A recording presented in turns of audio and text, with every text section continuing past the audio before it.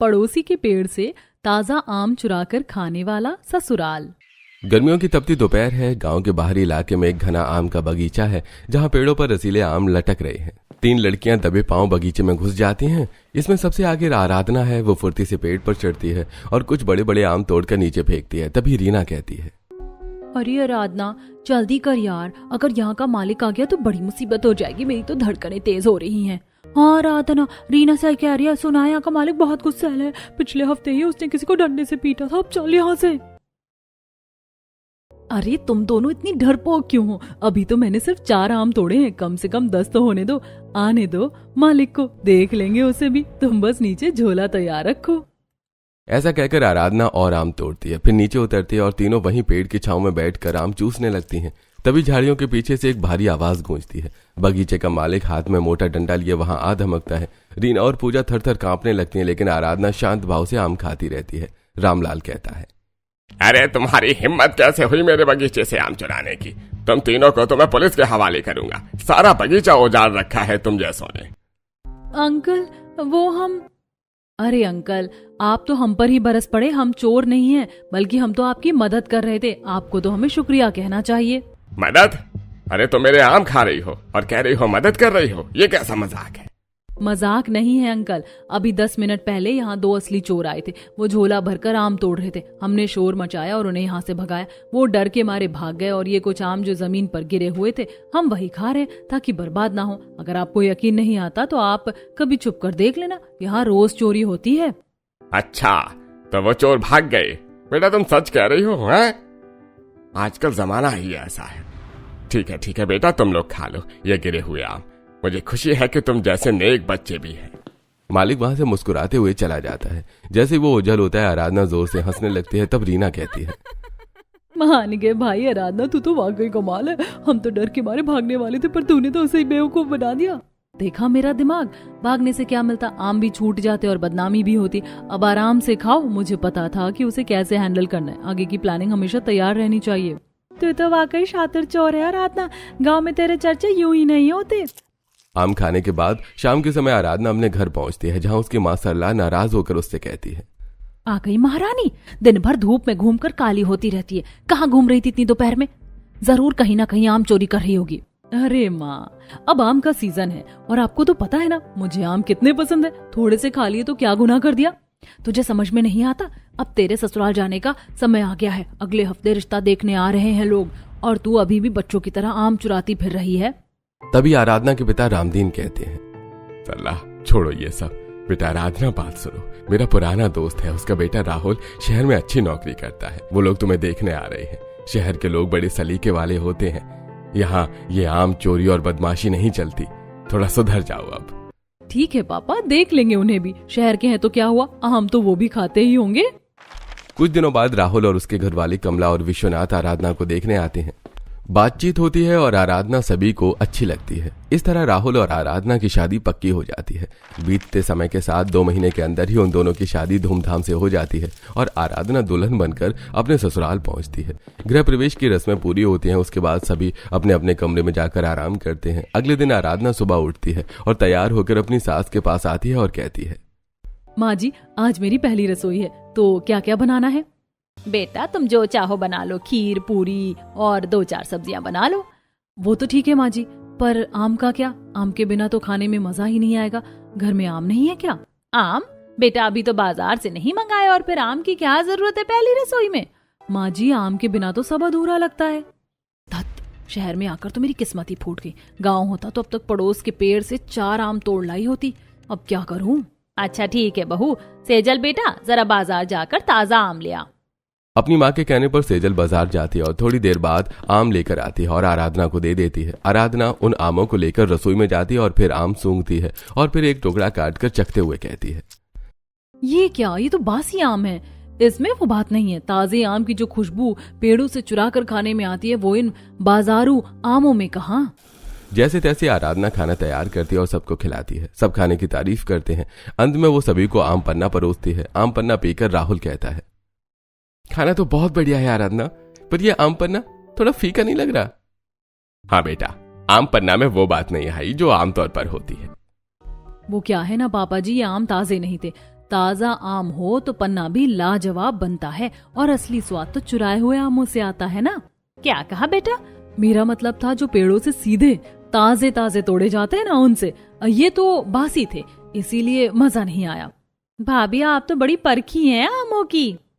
सेजल की बात पर सभी लोग हंसने लगते हैं। अगले दिन दोपहर के समय आराधना बालकनी में खड़ी होकर सामने का नजारा देख रही है। उसे अपने दाहिनी तरफ एक घर दिखता है जिसके आंगन में पके हुए आमों का पेड़ है और बाईं तरफ एक घर है जहां कच्चे आम लटक रहे हैं। ये देखकर आराधना खुश हो जाती है और कहती है, वाह क्या नजारा, एक तरफ रसीले पके आम और दूसरी तरफ चटपटे कच्चे आम। काश मैं इनको चुरा पाती। अगर गांव होता तो अब तक मैं पेड़ पर होती, पर यहाँ ससुराल वाले सोचेंगे बहुत चोर है। माँ ने भी समझाया था कि चोरी मत करना, पर ये आम, हाय ये मुझे बुला रहे हैं। मेरी चोरी करने के दिन क्या वाकई चले गए?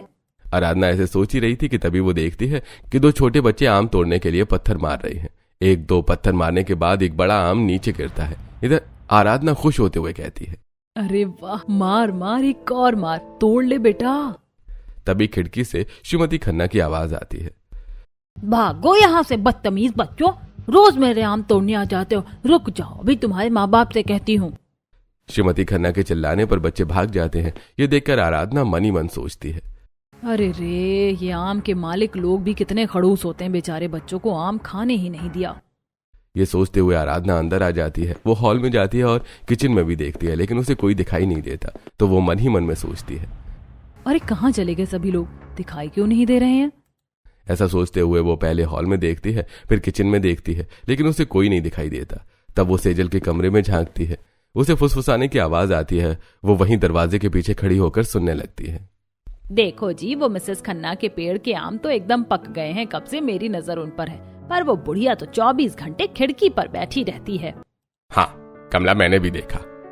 एक बार हाथ लग जाए तो मजा आ जाए। ऐसा करते हैं, दोपहर में जब वो सोती है तब मैं डंडा लेकर पीछे से जाऊंगा और जल्दी जल्दी आम गिरा दूंगा। तुम और सेजल समेट कर भाग जाना। हाँ पापा, ये सही रहेगा। पर पापा झोला कौन पकड़ेगा? मैं झोला लेकर खड़ा रहूंगा। मम्मी आप जल्दी जल्दी उसमें डालना, वो बुढ़िया बहुत जल्दी जाग जाती है। आराधना ये सुनकर सन्न रह जाती है। उसे अपने कानों पर यकीन नहीं होता। वो झट से अंदर दाखिल होती है और कहती है, ये आपका प्लान एकदम फेल है। सब चौंक कर आराधना की तरफ देखते हैं। विश्वनाथ तो डर के मारे सोफे से गिरते गिरते बचते हैं। बहू तुम यहाँ? वो हम तो बस मजाक कर रहे थे। माँ जी मजाक मत कीजिए, मैंने सब सुन लिया है। आप लोग श्रीमती खन्ना के आम चुराने की प्लानिंग कर रहे थे ना। मुझे क्या पता था कि मेरा ससुराल भी मेरी तरह ही आम चोर है। मैं भी अपने गांव में बहुत आम चोरी करती थी, मुझे तो इसमें बड़ा मजा आता है। अरे तुम भी हमारी तरह आम चोर निकली।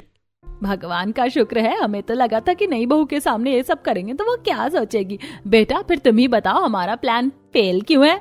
ससुर जी आप डंडे से मारेंगे तो आवाज होगी, श्रीमती खन्ना फौरन जाग जाएंगी और झोले में भरने का समय तो वो देंगी ही नहीं। मेरा प्लान सुनिए। हाँ बेटा बताओ अपना मास्टर प्लान। माँ जी आप अपनी कोई फटी पुरानी साड़ी पहन लीजिए और सिर पर पल्लू ओढ़ लीजिए। आप श्रीमती खन्ना के घर जाइए और बोलिए कि आप बहुत गरीब हैं और आपको बहुत भूख लगी है। उनकी रसोई पीछे की तरफ है। जैसे ही वो आपको खाना देने अंदर जाएंगी, मैं दीवार फांद कर सीधे पेड़ पर चढ़ जाऊंगी। मैं डंडे का इस्तेमाल नहीं करूंगी, हाथ से आम तोड़कर सीधे नीचे ससुर जी को दूंगी। जैसे ही मैं कूदूंगी, आप वहाँ से खाना लेकर भाग आना। उसके बाद हम सभी लोग भी आम लेकर भाग जाएंगे। वाह बहू क्या दिमाग पाया, चलो अभी ट्राई करते हैं। कमला एक पुरानी साड़ी पहनकर भिखारी जैसा रूप बना लेती है। सब श्रीमती खन्ना के घर के पास पहुंचते हैं। उसके बाद कमला मिसेस खन्ना के दरवाजे पर पहुंचती हैं और कहती हैं, अरे माँ जी जरा थोड़ा खाना दे दो, बड़ी भूख लगी, 2 दिन से कुछ नहीं खाया। कमला की आवाज सुनकर मिसेस खन्ना बाहर आती हैं और कहती हैं, कौन हो तुम? पहचान ही नहीं लग रही। मैं तो बहुत दूर से आई हूँ माँ जी, बस थोड़ा खाना दे दीजिए, बड़ी मेहरबानी होगी। दे रही हैं कि मैं जाऊं? अरे इतनी चिढ़ क्यों रही हो, लाती हूँ रुको। जैसे ही श्रीमती खन्ना रसोई की ओर मुड़ती है, आराधना फुर्ती से कंपाउंड की दीवार पर चढ़ती है और सीधे आम के पेड़ पर चढ़ जाती है। वो बिजली की गति से आम तोड़ती है और नीचे खड़े विश्वनाथ के झोले में फेंकती है और धीरे से कहती है, ससुर जी ये लीजिए एक और, जल्दी पकड़िए, झोला भर के आया, मैं कूद रही हूँ। आराधना जैसे ही नीचे कूदती है, धप की आवाज आती है। इधर मिसेस खन्ना जो भिखारिन को खाना दे रही थी, वो दौड़ते हुए आम के पेड़ के पास आती हैं और कहती हैं, कौन है? आम के पेड़ से कौन कूदा? अरे बाप रे, वो आ गई, भागो। हड़बड़ाहट में विश्वनाथ आमों से भरा झोला वहीं छोड़ देता है और भागने लगता है। तभी आगे जाकर थोड़ा आगे पहुंच गई आराधना पलट कर आते हुए कहती है, हे भगवान ससुर जी, आपने तो सारी मेहनत खराब कर दी, झोला तो उठा लेते। रुको तुम चोरों, मैं अभी डंडा लेकर आती हूँ। श्रीमती खन्ना सीढ़ियों से उतरने लगती हैं। आराधना अपनी फुर्ती दिखाती है, वो वापस दौड़कर जाती है, झोला उठाती है और बिजली की तरह गायब हो जाती है। सभी भागते हुए घर पहुंच जाते हैं। घर पहुंचकर सभी सोफे पर बैठते हैं और जोर जोर से हाँफने लगते हैं। तब विश्वनाथ कहता है, अरे भाई, बाल बाल बचे भाई, बहू तुमने तो आखिरी वक्त पर कमाल कर दिया। अगर तुम झोला नहीं उठाती तो आज तो पूरी मेहनत बर्बाद हो जाती। और मेरा नाटक देखा, उसने तो मुझे पहचाना तक नहीं। हाँ माँ जी, मजा आ गया। आज इन आमों का आम पन्ना बनाऊंगी, ताजे आम है, अब देखना स्वाद। ऐसा कहकर आराधना आम का झोला उठाती है और किचन में जाती है। पीछे से सेजल भी आराधना की मदद करने के लिए जाती है। आराधना आम को धोती है और सूंघते हुए सेजल से कहती है, देख रही हो सेजल, ताजा तोड़े हुए आमों की कितनी अच्छी खुशबू होती है। बाजार के आमों में ये खुशबू नहीं मिलती और ना ही ऐसा स्वाद होता है। हाँ भाभी, आप सही कह रही हैं, आज तो आम की डिश खाने का मजा ही आ जाएगा। उसके बाद आराधना कच्चे आम को छोटे छोटे टुकड़ों में काटती है। फिर उन्हें उबालने के बाद वो मिक्सर में डालकर शक्कर, पुदीना, हरी धनिया के साथ पीस लेती है। उसके बाद उन्हें छानकर बर्फ मिलाती है और आम पन्ने की गिलास की ट्रे में रखकर सेजल से कहती है, चलो सेजल, बाहर बैठकर सबके साथ आम पन्ना पियेंगे। हाँ भाभी, पर थोड़े आम बच गए हैं, उनका क्या करेंगे? इनकी मीठी खटाई बनाएंगे, 4-5 दिन आराम से चलेंगी। इसकी रेसिपी भी बहुत आसान है। आम को काट कर घी में तलो, फिर उसमें गुड़ और थोड़े मेवे डाल दो, बस पकाकर डिब्बे में भर दो। पर वो बाद में, पहले अभी आम पन्ना पियेंगे। ऐसा कहकर आराधना सेजल के साथ हॉल में जाती है और सभी लोगों के साथ बैठकर आम पन्ना पीती है। आम पन्ना पीकर विश्वनाथ कहता है, वाह बहू, क्या स्वाद है। आज मान गया कि ताजे आमों की बात ही कुछ और होती है। पर बहू, अब वहाँ दोबारा जाना खतरे से खाली नहीं है। वो बुढ़िया अब चश्मा लगाकर पहरा देगी।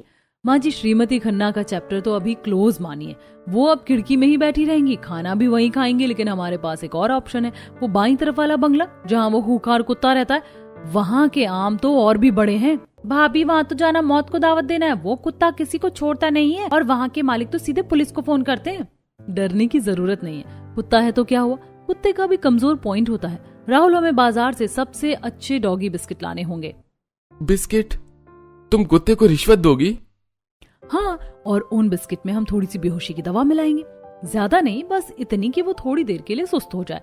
जब तक वो बिस्किट के मजे लेगा, हम अपना काम तमाम कर देंगे। ससुर जी, इस बार आपको पेड़ पर चढ़ना होगा, क्योंकि मेरे हाथ अभी दीवार फांदने में थोड़ा छिल गया है। अरे मैं पेड़ पर? बहू, मेरी उम्र देखो, अगर मैं नीचे गिरा तो हड्डियां भी नहीं मिलेंगी। अरे ससुर जी, आप तो शेर हैं। बचपन में क्या आप पेड़ पर नहीं चढ़ते थे? मैं नीचे से झोला पकड़ा दूंगी, राहुल पहरा देगा और सेजल दूर खड़ी होकर देखेगी कि कोई आ तो नहीं रहा। माँ जी, आप बस रोटी तैयार रखना, अगर बिस्किट से काम नहीं चला तो रोटी फेंकेंगे। इस तरह अगले दिन की प्लानिंग पूरी हो जाती है। अगले दिन दोपहर का सन्नाटा छाते ही चारों मिशन मैंगो पर निकल पड़ते हैं। आराधना के हाथ में बिस्किट का पैकेट है। जैसे वो बंगले के पास पहुंचते हैं, कुत्ता जोर जोर से भौंकने लगता है। तब आराधना उसके पास जाती है और प्यार से कहती है, आजा आजा शेरो, देख तेरे लिए क्या लाई हूँ। चिकन फ्लेवर बिस्किट खाएगा?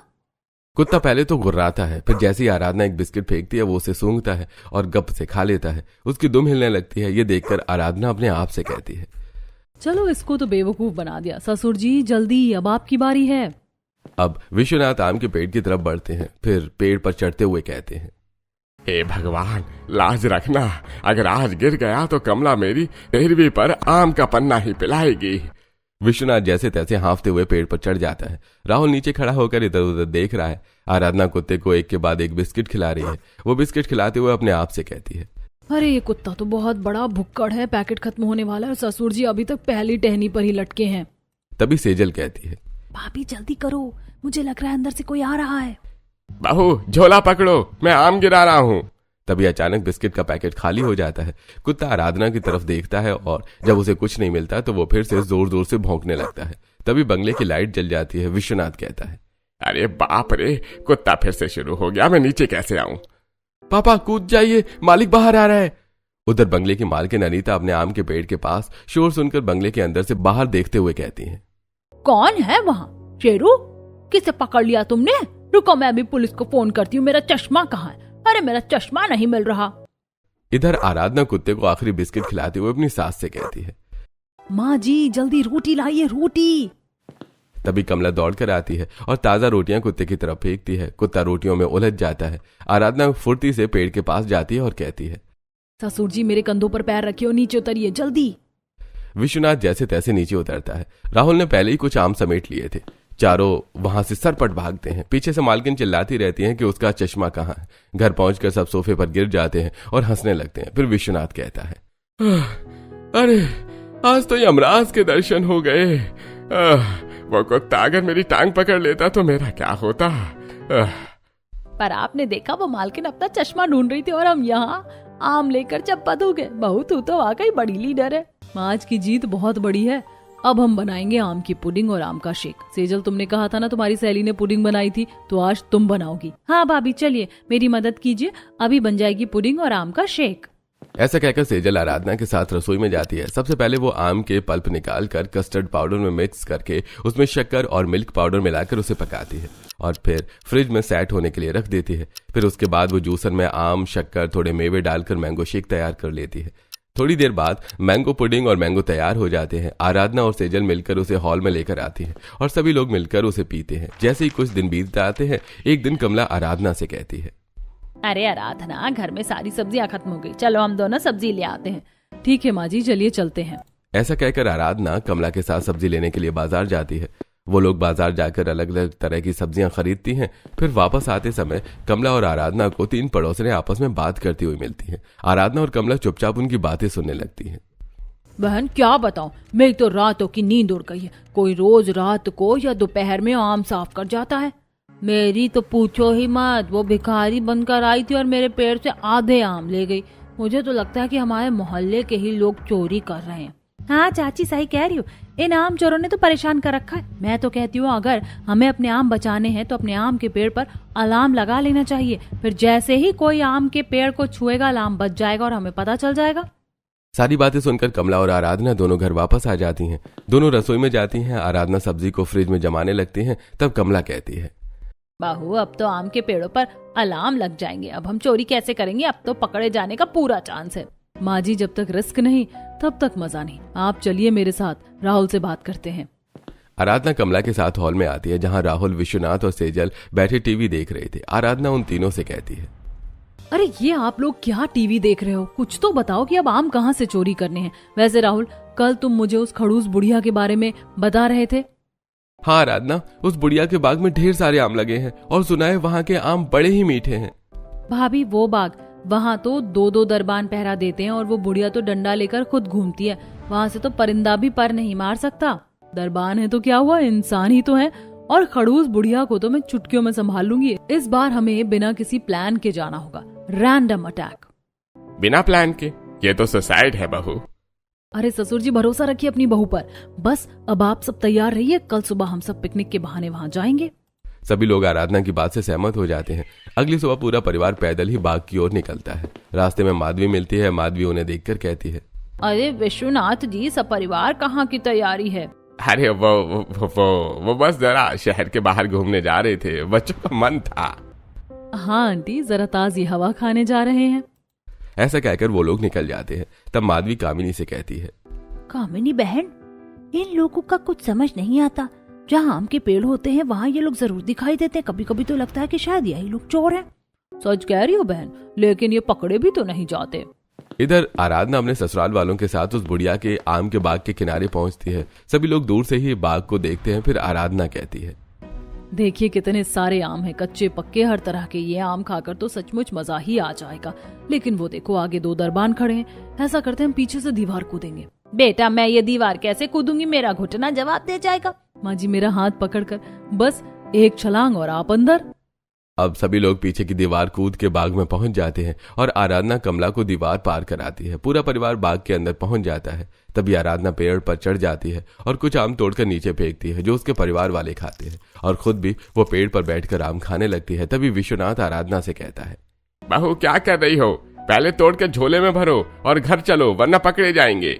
अरे ससुर जी, भागना तो है ही, पर पहले चख तो लो। इतने मीठे आम मैंने आज तक नहीं खाए, आप सब भी खाइए। आराधना के ऐसा कहते ही पूरा परिवार डर भूलकर वहां बैठकर आम खाने लगता है। तभी दूर से एक कड़कती हुई आवाज आती है, कौन है वहाँ? मेरी बाग में घुसकर दावत उड़ा रहे हो? रुको, मैं आती हूँ। अरे मेरे दरबान कहाँ मर गए? पकड़ो इन चोरों को। बुढ़िया को देखकर आराधना पेड़ से कूद जाती है और सभी से कहती है, भागो भागो सब। सब दीवार की तरफ भागते हैं। विश्वनाथ और राहुल कूद जाते हैं। सेजल भी निकल जाती है, लेकिन कमला की साड़ी दीवार के कांटों में फंस जाती है। कमला कहती है, बेटा मैं फंस गई, बुढ़िया डंडा लेकर आ रही है, मुझे छोड़कर भाग जाओ तुम लोग। ऐसे कैसे छोड़ दे माँ जी? रुकिए बूढ़ी अम्मा, हम चोर नहीं हैं। और चोर नहीं हो तो क्या मेरे मेहमान हो? डंडा मारूंगी तो सब सच उगल दोगी। आराधना तेजी से कमला की साड़ी छुड़ाती है और उन्हें धक्का देकर दीवार के उस पार गिराती है, लेकिन इस चक्कर में उनका झोला जिसमें बहुत उन्होंने आम भरे थे वहीं छूट जाता है। ये देखकर आराधना सभी के साथ भागते हुए कहती है, हाय मेरी सारी मेहनत मिट्टी में मिल गई, आम वहीं रह गए। पीछे से बुढ़िया अपने दरबानों पर चिल्लाती है, तुम लोगों को किस बात की तनख्वाह देती हूँ? वो पीछे से कूद कर आए और तुम यहाँ मक्खियाँ मार रहे हो। आज के बाद एक आगे खड़ा रहेगा और एक पीछे। चलो अपनी अपनी जगह पर जाओ। इधर ये सभी लोग भागकर घर आ जाते हैं। घर पहुंचकर सब बहुत उदास हैं। तभी विश्वनाथ कहता है, पूरा मजा किरकिरा हो गया। आज तो इतने अच्छे आम थे पर सब वहीं छूट गए। अब तो वहां जाना नामुमकिन है। आराधना छोड़ो ना, अब हम बाजार से खरीद लेंगे। बाजार से? राहुल तुम्हें क्या लगता है मैं हार मान लूंगी? उस बुढ़िया ने मेरे ससुर जी को डराया और मेरी माँ जी की साड़ी फड़वाई। अब तो मैं वहां दोबारा जाऊंगी और इस बार दुगने आम लाऊंगी। पर कैसे बेटा, अब तो पहरा सख्त है। इस बार हम मनी अट्रैक्शन प्लान यूज करेंगे। राहुल तुम्हारे पास 2 500 के नोट हैं? 500 के नोट? क्यों? ससुर जी सुनिए, आप गेट पर जाएंगे और बोलेंगे कि आपके 500 के नोट कहीं गिर गए हैं। दरबान लालची होते हैं, वे नोट ढूंढने लगेंगे। उसी बीच हम पीछे से घुसेंगे। आराधना के कहने पर सारा प्लान तैयार होता है। अगले दिन वो और भी सावधानी से बाग पहुंचते हैं। राहुल और आराधना एक तरफ से जाते हैं और चुपके से रास्ते में 500 का नोट गिरा देते हैं और आगे बढ़ जाते हैं। तभी नोट देखकर एक दरबान कहता है, अरे ये किसका नोट गिरा है? 500 का है। अरे ये मेरा है, मैंने अभी जेब में रखा था। दोनों दरबान नोट के चक्कर में झगड़ने लगते हैं। विश्वनाथ जी भी वहां पहुंच जाते हैं। अरे ओ भाई साहब, मेरा 500 का नोट यहाँ गिरा था, आपने देखा है क्या? ये आपका नहीं है, ये मेरा है। जब तक वो झगड़ा कर रहे हैं, आराधना, कमला और सेजल बाग के पिछले हिस्से से अंदर घुस जाते हैं। वो खटाखट आम तोड़ते हैं और झोले भर लेते हैं। फिर आराधना राहुल से कहती है, राहुल ससुर जी को फोन लगाओ, बोलो कि मिशन कामयाब, अब वो वहां से निकले। राहुल विश्वनाथ को फोन लगाकर वहां से हटाने के लिए कह देता है। जैसे विश्वनाथ वहां से हटते हैं, खड़ूस बुढ़िया की एंट्री होती है और वो अपने दरबानों को चिल्लाती है, क्या तमाशा लगा रखा है? तुम लोग यहाँ लड़ रहे हो, देखो वहाँ आम चोरी हो रहे हैं। तब तक आराधना और बाकी सब आम के झोले लेकर बाहर की तरफ भागते हैं। इस बार वो कामयाब हो जाते हैं। घर पहुंचकर सबकी खुशी का ठिकाना नहीं है। आराधना खुश होते हुए कहती है, आज तो अचार बनेगा, सालों साल चलने वाला आम का अचार, और साथ में फिर से आम पन्ना। बाहू तू तो वाकई मैंगो क्वीन है। घर में इस वक्त आमों का अंबार लगा है। खड़ूस बुढ़िया के बाग से चुराए गए रसीले आमों की खुशबू पूरे घर में महक रही है। आराधना और कमला रसोई में जुटी हुई है, जबकि विश्वनाथ जी और राहुल हॉल में बैठकर अपनी विजय के किस्से सुना रहे हैं। सेजल भी मोबाइल पर उन आमों की तस्वीरें खींच रही है। अगले दिन आराधना और कमला आम की चटनी बनाने के लिए बाजार पुदीना और धनिया लेने जाती हैं। तभी वो देखती है कि पड़ोस की 3 औरतें बाजार के मोड़ पर खड़ी होकर गपशप कर रही हैं। माधवी कहती है, अरे शोभा बहन, आपने देखा विश्वनाथ जी की बहू जब से आई है, मोहल्ले के पेड़ों से आम ऐसे गायब हो रहे हैं जैसे गधे के सर से सींग। मुझे तो पूरा शक है ये सब उसी का काम है। शक कैसा? मैंने अपनी आंखों से एक भिखारिन को देखा था जिसकी कद काठी बिल्कुल कमला जैसी थी, और वो बहू तो बंदरिया की तरह पेड़ पर चढ़ती है। हमें कुछ बड़ा करना होगा, अब सिर्फ अलार्म से काम नहीं चलेगा। मैंने सुना है वो खड़ूस बुढ़िया वाले बाग में भी हाथ मारा आई है। वो बुढ़िया तो पागल हो गई है, उसने अपने दरबानों को नौकरी से निकाल दिया और अब खुद रात भर टॉर्च लेकर बाग में बैठती है। तभी आराधना और कमला वहां से थैला लेकर गुजरती हैं। आराधना उन्हें बातें करते हुए देखकर उनके पास आती है और कहती है, अरे आंटी जी, क्या बातें हो रही हैं? बाजार में आमों के भाव बढ़ गए हैं क्या? भाव का तो पता नहीं बहू, पर चोरों के हौसले जरूर बढ़ गए। तुम बताओ, तुम्हारे घर में इतने आम कहाँ से आ रहे हैं? कल राहुल के कपड़ों पर आम का चोंप लगा हुआ था। अरे आंटी, वो तो राहुल बाजार से खरीद कर लाए थे। अब शहर के लोग हैं, थोड़े अनाड़ी हैं, आम धोते वक्त चेप लग गया होगा। आप लोग इतनी फिक्र क्यों कर रही हैं? अलार्म बज रहे हैं ना आपके पेड़ों पर, बस फिर निश्चिंत रहिए। आराधना वहां से कमला का हाथ पकड़कर वहां से निकल जाती है। घर पहुंचकर वो हरी धनिया और पुदीना रसोई में रखती है और अपने कमरे में जाकर राहुल से बात करने लगती है। वो देखती है कि राहुल उसे छेड़ने के मूड में है। वाह मेरी इंटरनेशनल मैंगो चोर, क्या लगती हो तुम जब प्लानिंग करती हो। तुम्हारी आंखों में वो जो चमक आती है ना, वो किसी हीरोइन से कम नहीं है। चलो आज कहीं बाहर घूमने चले। राहुल, ये फालतू की रोमांटिक बातें छोड़िए और आम की बात कीजिए। जब तक मुझे अगला टारगेट ना मिले मुझे चैन नहीं आता। आपने देखा ना, उस बुढ़िया ने दरबानों को निकाल दिया है। अब तो बाग एकदम खाली है। तुम फिर वहां जाने की सोच रही हो? वो बुढ़िया अब अकेले है, अगर उसने डंडा मार दिया तो? डंडा ही तो मारेगी, गोली थोड़े ही चला देगी। और अकेले बुढ़िया को हैंडल करना कौन सी बड़ी बात है। मैं सासू माँ के पास जा रही हूँ। एक और आखिरी ग्रैंड फिनाले चोरी प्लान करनी है।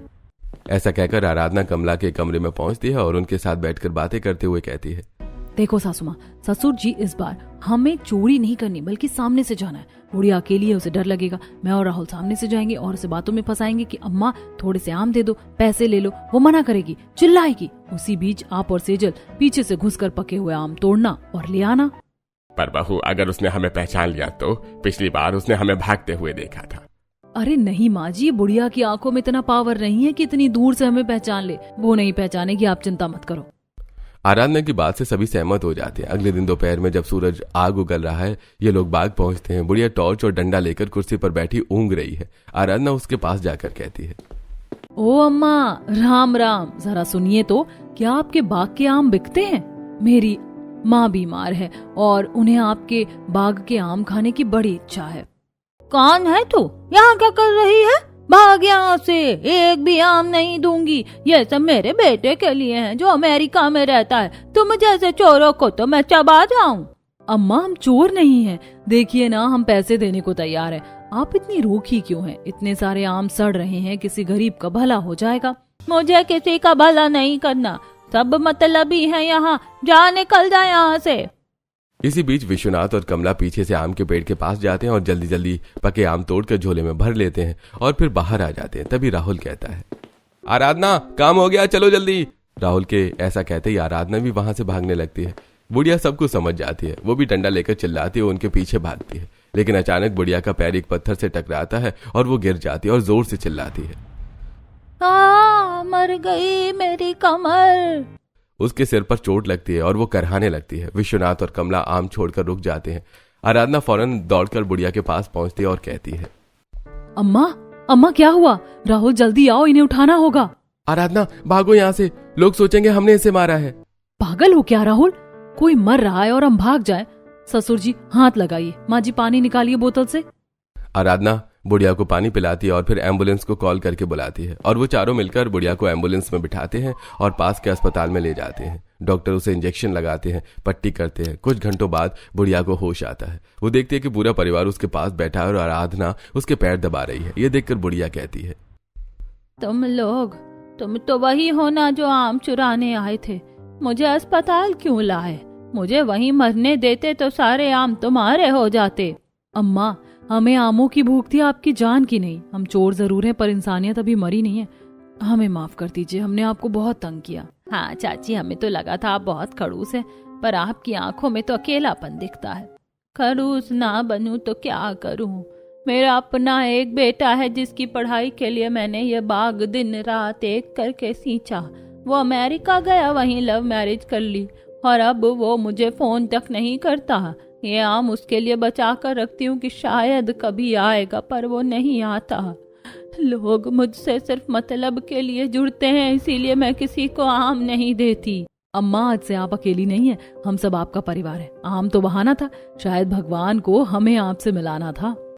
ये सुनकर बुढ़िया बहुत खुश हो जाती है। पूरा परिवार मिलकर बुढ़िया का ख्याल रखता है। एक हफ्ते बाद बुढ़िया बिल्कुल ठीक हो जाती है। आराधना और उसका परिवार बुढ़िया को अपने घर लाता है। थोड़ी देर बाद आराधना किचन से बाहर आती है और बुढ़िया से कहती है, अम्मा, आज मैंने आम की 5 डिश बनाई है। आम पन्ना, मीठी खटाई, आम की पुडिंग, आम शेक और ताज़ा आम का अचार। और ये सब आपके बाग के आमों से बने हैं अम्मा। बेटा, मेरे बाग तेरे ही हैं। जितना चाहे आम तोड़, जितनी चाहे चोरियां कर। मुझे तो मेरा परिवार मिल गया, अब इन आमों का मैं क्या करूंगी? तो अब से हमें दीवार कूदने की जरूरत नहीं। जरूरत तो नहीं है सेजल, पर वो जो खिड़की वाली खन्ना आंटी है ना, उनके पेड़ पर कल एक बहुत बड़ा आम देखा मैंने। क्या कहती है माँ जी, एक आखिरी बार? पूरा घर ठाकों से गूंज उठता है। अब मोहल्ले में चोरियों का डर नहीं बल्कि प्यार और आमों की खुशबू फैली हुई है। आराधना ने साबित कर दिया है कि एक शातिर दिमाग अगर सही जगह लगे तो नफरत की दीवारें भी गिरा सकता है।